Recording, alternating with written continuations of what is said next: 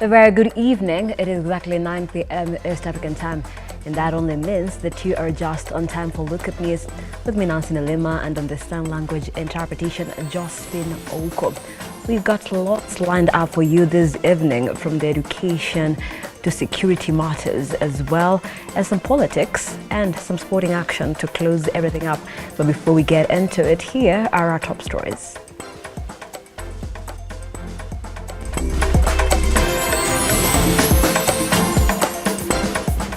Tonight on Lookup News, parents decry prices of books and bus fare as schools open across the country for the second term. 21 bodies exhumed and 5 more people rescued at the Shakahola Forest exhumation enters phase 2. Azimio leader Raila Odinga sues President William Ruto and the Attorney General for forming commission of inquiry into Shakahola cult death, saying William Ruto has no such powers.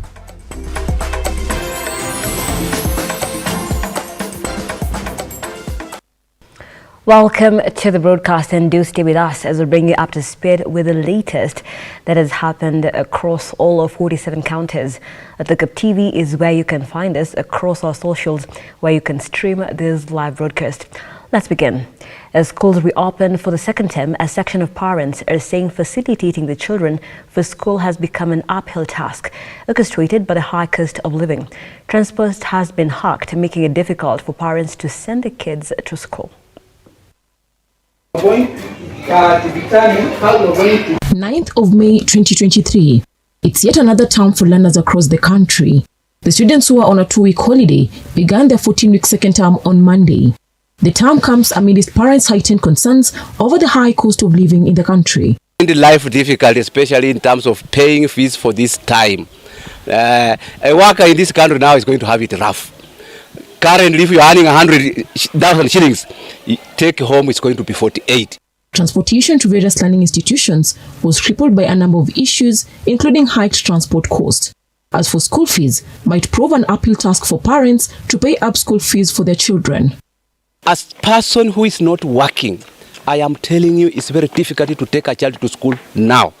We are worried that at the end of the day, watoto wenye watakuja kwa shule kama hizi, if you have to have it a boarding school, then that will be for the rich people. CBC ina mahitaji mengi, kwa hivyo tunaomba wazazi wasichoke, watupe mahitaji ya watoto wao mapema. At St. Mary's Girls Primary School, Kibabii, the turnout stood at 80%, with the school head teacher urging parents to bring the students to join the rest who have already commenced learning. Wale ambao hawajaleta watoto wao shuleni wajue kwamba shule zimefunguliwa leo, kesho watoto waje shuleni. Kwa sababu sisi masomo ilianza leo asubuhi, tunaendelea. The second term comes amidst calls by the Education CS Ezekiel Machogu for regular inspection of water used for drinking and cooking in all institutions across the country. The students will next break for holiday in August 11th. Cecilia Lubanga, Lookup TV. Thank you, Lubanga. Now let's head over to the coastal region, where Interior Cabinet Secretary Kithure Kindiki on Tuesday led a team of homicide detectives in recommencing an exhumation exercise marking 20 more graves in the 800 hectares vast Shakahola forest. Kindiki told the media that the exhumation exercise might take longer than expected, revealing that the killings were highly leveled organized crimes. The rescue operations in the Shakahola forest resumed today after a disruption last week following the heavy rains that rendered the exercise impossible. I'm here today purposely to oversee the resumption of the exhumation, which was ordered by court. And I would like to say that by the time we suspended this exercise because of weather, we had about 109 bodies. By evening, it was 110. Interior CS Kithure Kindiki arrived in Malindi Tuesday morning to lead the exercise, now entering the second phase, with 2 people being evacuated from the Shakahola forest. And I would like to confirm that until this hour,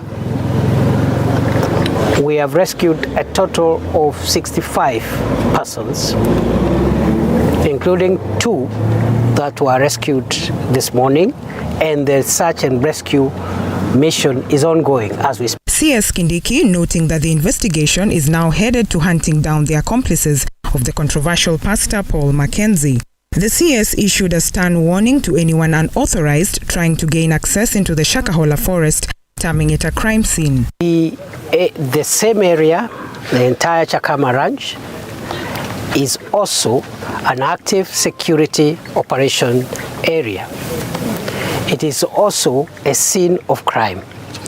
And due to the expansive nature of the Shakahola Forest Chakama Ranch, CS Kindiki stated that the work had just begun. I am afraid that we have many more graves in this forest. And therefore, it leads us to conclude that this was a highly organized crime. And I want to assure the country that the government of Kenya will do whatever it takes to unravel this organized criminal activity. Last week, journalists had been barred by the government from accessing the area. Today, CS Kindiki has issued new measures allowing journalists into the area. Our representatives of the media is able to spend the day with the teams there and come back during the briefings as one of your own who can attest to what is provided for the public. Audrey Cherotich, Lookuptv. Thank you, Cherotich, for that story. Now, the Azimio La Umoja coalition, led by Raila Odinga, has sued President William Ruto at the High Court over his decision to appoint a commission of inquiry into Shakahola massacre. And as Shadrach Karere now reports, the Azimio has accused President Ruto of undermining the powers of the National Assembly, which is allowed by the Constitution to form the State Commission of Inquiry. Opinion differences surrounding the Shakahola massacre, so the Azimio on Kenya coalition, led by Raila Odinga, filed a lawsuit against President William Ruto at the High Court.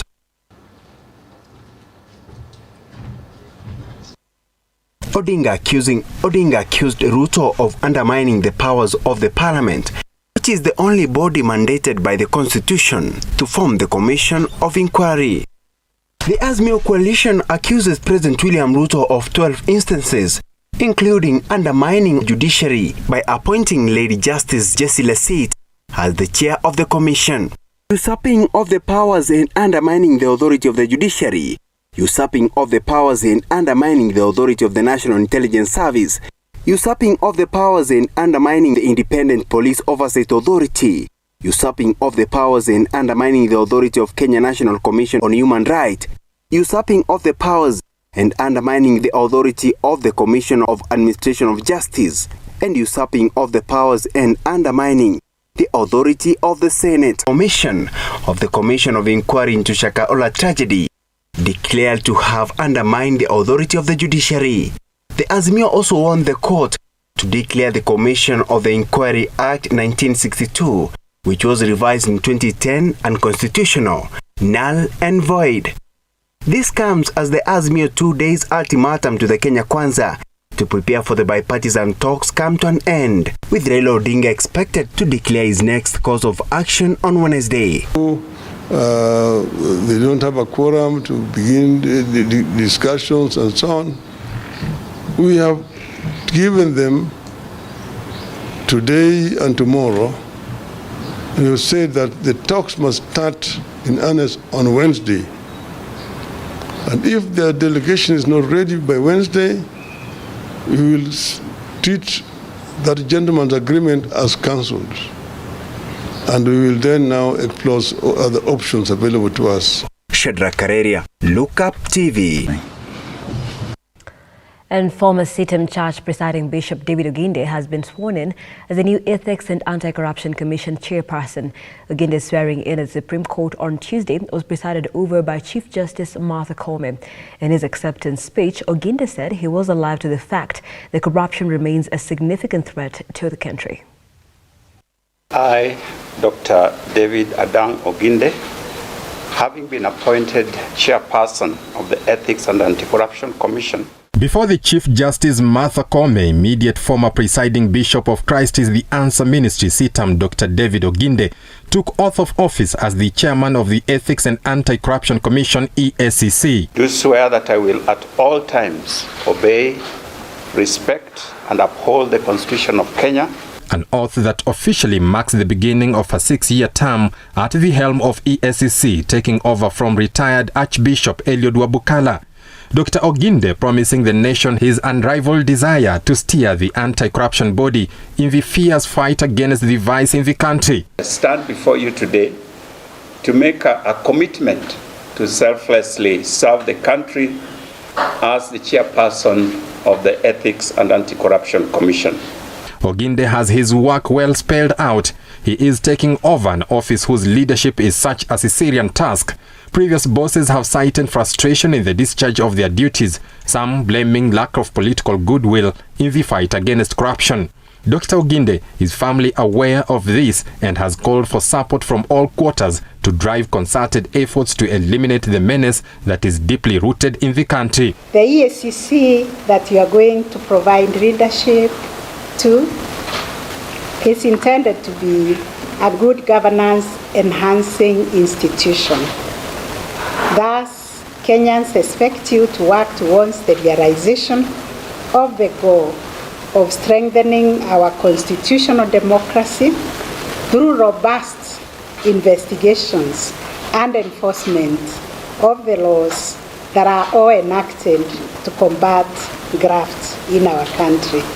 I want to assure the country of my personal commitment to provide leadership in the formulation of effective anti-corruption strategies and promotion of ethics, integrity, and good governance through working closely with the actors in the justice sector, collaboration with state and non-state organs, involvement of citizens in the promotion of ethics and the fight against corruption. As he embarks on that ambitious process, Dr. Oginde has a special message for Kenyans. I do recognize the high expectations placed on the Commission in curbing corruption and the promotion of good governance, ethics, and integrity. I believe that as a Commission, we are entrusted with a great task, and with God's guidance, the right working environment, and collaborative efforts, we envision an integrity-driven Kenya that will grow into a first world country. All eyes are now firmly on the man who has taken over the hot seat to see how he will navigate the murky field of corruption and instill good morals in the country that is loudly begging for it. Henry Tende, Lookup TV. Thank you, Tende, for the details. President William Ruto has said Kenya has reached an agreement to pursue a progressive regime that will deepen cooperation with Israel. Ruto is speaking when he met the Prime Minister and President of Israel in Jerusalem.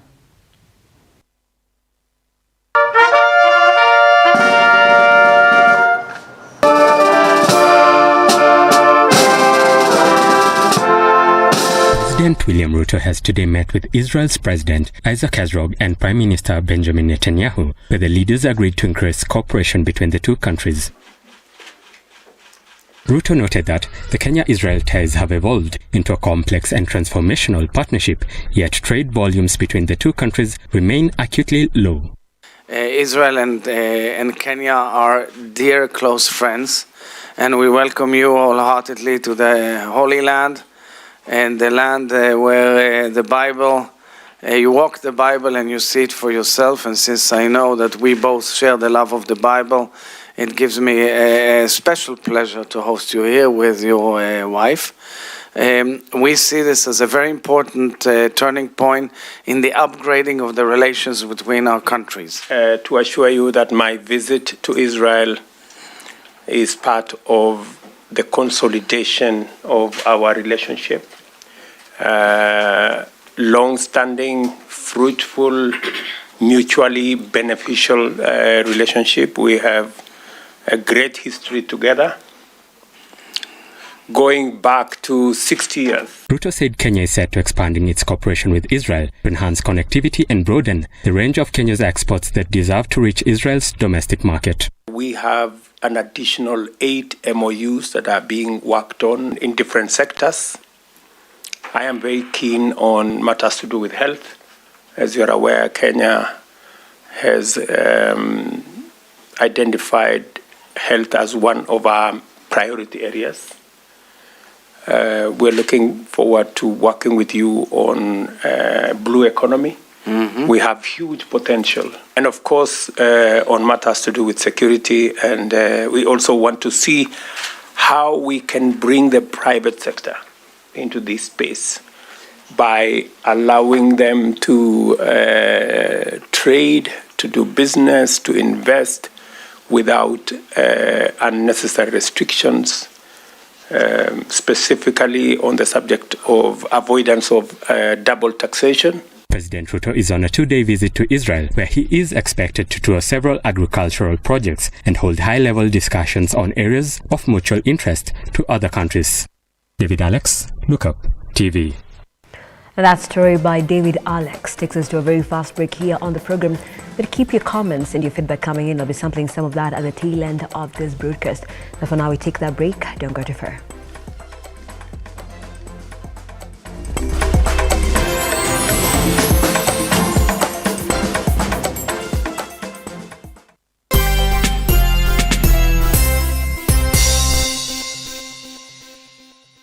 Why Malindi? Any idea why the A-list celebrities, politicians choose Malindi as a destination? Is it the sandy, spotless white beaches, the rhythmic, relaxing oceanic waves, or is it the great potential investment opportunity that Malindi has to offer? Dagmar learns we are here with a variety of projects from as low as 99,000 shillings. You get an eighth of an acre with ready title deeds. Book your plot today with only 35,000 shillings and get a free return air ticket. Be the next investor in Malindi with Dagmar Loans. Call us now on 0740 888 111 or 0740 888 222. Dagmar Loans. We promise, we deliver. Why wait? 20 Malindi.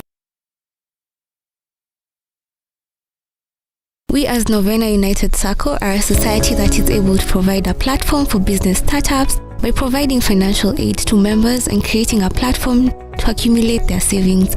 We look for small business entrepreneurs who are starting a business venture and provide the best opportunity to expand a business niche and turn it into something big.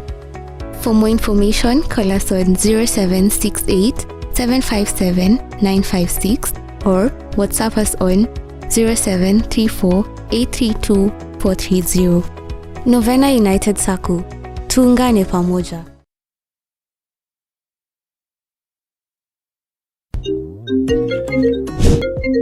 Hey darling, are we still on for a coffee date? I'm waiting for you to come and pick me up. I should be able to pick you in a few.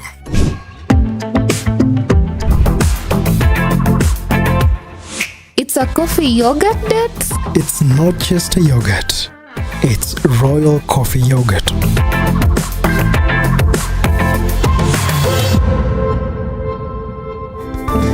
Flow with the sweet taste of thick and smooth Royal Fresh coffee yogurt. Royal Fresh, the royal taste of freshness. Sensei Institute of Technology is the home to the best practical courses, giving you a hands-on experience to handle the world. For you to join us, ensure you have your national ID card and be ready to enjoy the ride. Sensei College, my skills, my future.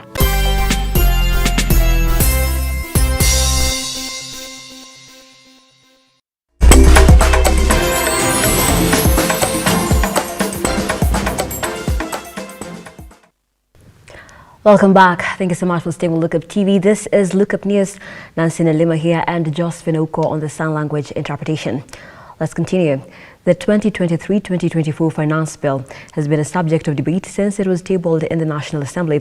Proposals to increase and introduce new taxes by expanding the tax base, meeting objection from different quarters. The government is eager to finance its ambitious budget of 3.6 trillion shillings against projected revenue collection of 2.8 trillion shillings. All these taxes are imposed on people that's already struggling with a high cost of living. We take a look at what the proposals mean for both the people and businesses. Take a look. The bottom-up economic transformation agenda for inclusive growth is at the core of the government William Ruto's agenda to spur growth in an economy that is grappling with a tight fiscal space, a rapidly depreciating shilling, deteriorating balance of payments position, inflationary pressure and a long-running drought that has wrecked the agricultural sector. The government has set a budget of 3.6 trillion to meet the demands of the better priorities. According to the budget policy statement, the government intends to mobilize domestic revenues of up to 2.9 trillion Kenya shillings. So there will be still a deficit. So the issue of the government not concentrating on taxing its people is a bit difficult, because this money, tax is the main source of government revenue. Over 90% is tax. So if they stop looking at the tax, they're going to go to borrowing, which is a very expensive, domestic or external, is going to be very expensive affair. Taking into account the budgeted expenditure, the government will have an estimated deficit of 768.2 billion. Given the tight fiscal space, the government has to source for additional resources to meet its requirements. It is against this backdrop that the government tabled the Finance Bill 2023 before the National Assembly. The bill proposes radical changes to the tax regime. Many of these aims to promote the government priorities while at the same time collecting additional revenues. But the taxes have elicited debate from different quarters. What effect will they have on the common mwananchi? We speak to CPA Gerald Githuku. Okay, in terms of the businesses, that's income tax. We have seen one problem. Of course, we need to nurture SMEs. 75% of employment is generated by SMEs. So we need to nurture them. We need first to allow them to grow under the turnover tax. Maybe as we continue, then they can be able now to be transferred to the normal tax regimes. So it's going to have an impact on SMEs, because now they're going to pay tax at 30% compared to. The tax measures proposed in the bill are looking forward to generating additional revenue of 289.3 billion Kenya shillings and stimulating the country's economic growth by an estimated 6.1%. In the event the government does not collect the projected revenue, of course there will be a deficit. They are going to borrow more internally. But we will see a lot of borrowing by the government. We are going to see a lot of undercutting of the cost of the expenditure, because of course I think there should be a bill in Parliament that is saying that there should be a balanced budget without borrowing. If you cannot be able to correct as much, then you need to budget on what you can be able to correct. Some of the notable changes include the introduction of a new 35% tax rate for income above 500,000 per month, taxation of content creation, and trade in digital assets such as cryptocurrency. So once the taxes are too many, of course it's going to have tax evasion is going to increase. And at the moment, the KRA might not have proper administration to ensure that all the taxpayers in this country pay taxes. Another proposal is the introduction of a 3% deduction from employees towards the affordable housing program. Employers are expected to match the employee contributions. They have already increased pay as you earn to that 5%. Yeah. And then there's also the 6% for NSSF. There's 2.7% for NHIF. And now there's 3% for National Housing Development Fund. The 3%. If you look at all that, so we are depleting the disposable income of this person, because that is almost like 47% of your income. An increase in VAT is also expected to shake the cost of basic commodities and the cost of living. You are affecting the transport. You are affecting the manufacturing who are using generators. You are affecting. That's going to trickle all the way to Wajiko. We are going to have high inflation rates, and it's going to cost to increase the cost of living. Other proposals that will generate debate include the requirement to deposit 20% of tax disputed before appealing a decision of the Tax Appeals Tribunal at the High Court. Brian Amwai, Lookuptv. Thank you, Mai, for making that current report very elaborate. Moving on to the counties, Kenya's Prime Cabinet Secretary Musalia Mudavadi has urged heads of state to come together and put efforts into restoring peace and security to DRC and Sudan. This is said during the 11th high-level summit held at Bujumbura, Burundi. Abigail Shira with this and more.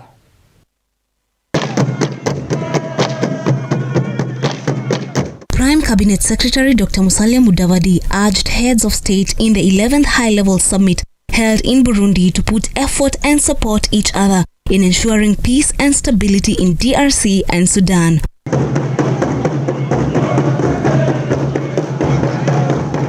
The meeting was aimed at evaluating the security situation in DRC and Sudan so as to come up with ways to restore their peace.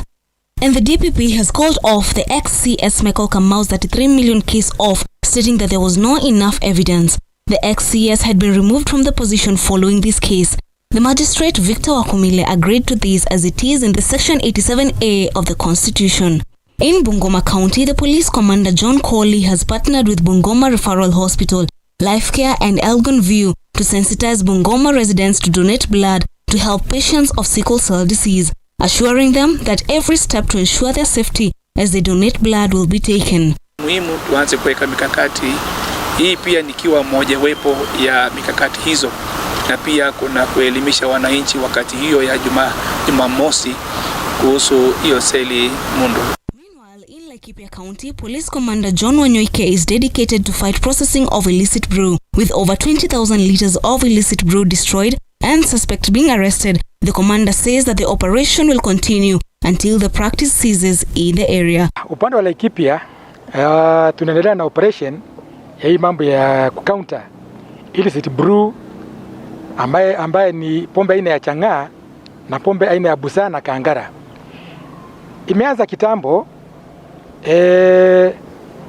Jana usiku tumeweza kukamata lita 300, tukamkia tena leo asubuhi upande wa Liki tukaweza kukamata 8 liters ya chang'aa, 300 liters ya kangara ambaye ni ile product ambayo inatumika kutengeneza chang'aa. Ni operation ambayo tulianza kitambo na tunaendelea naye. For Lookuptv, I'm Abigail Shira.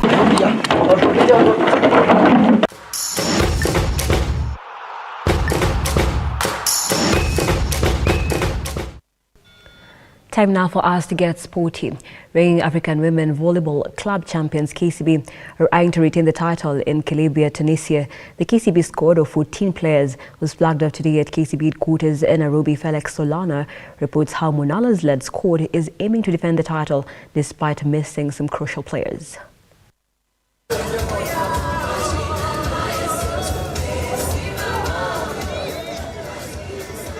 African Women Volleyball Club champions KCB has departed to Calabria in Tunisia to participate in this year's club championship tournament.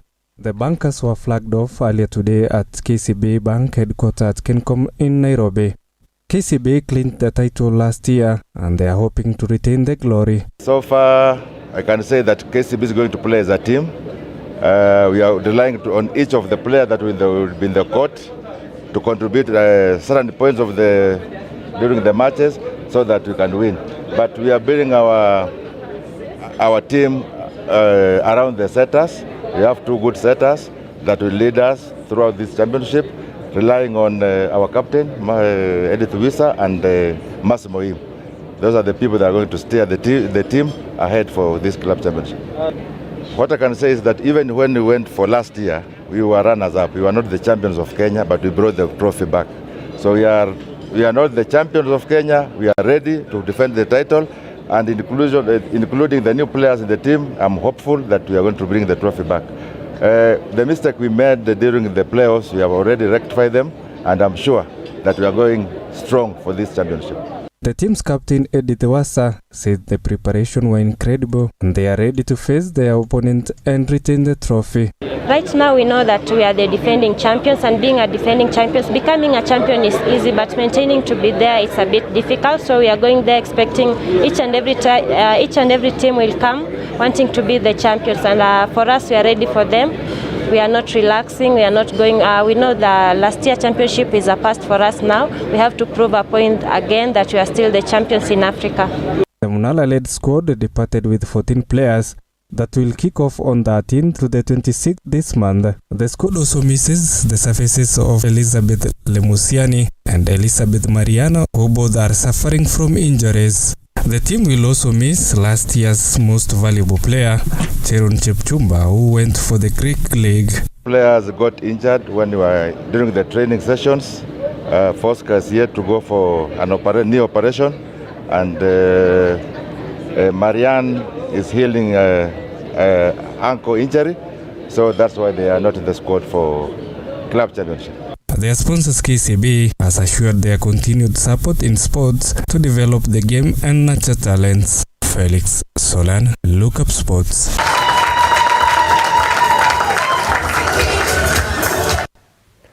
English Premier League reigning champions Manchester City will fly to Spain tonight to tackle the defending champion Real Madrid in the first leg of UEFA Champions League fixture. Both teams are targeting a win to cement their way to the finals. The water-mouthing clash will kick off at 10 p.m. at Santiago Bernabeu Stadium.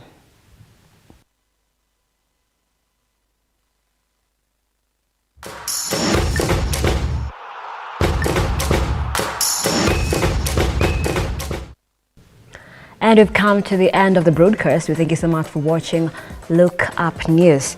And as well, there's more information on our website, www.lookuptv.co.ke is where you can catch the latest that is happening across all of 47 counties beyond our borders and across the world as well. But for us here, it's a good night. I am Nelima, and our sign language interpreter for tonight has been Josephine Oko. Keep it right here on Lookuptv. Goodbye.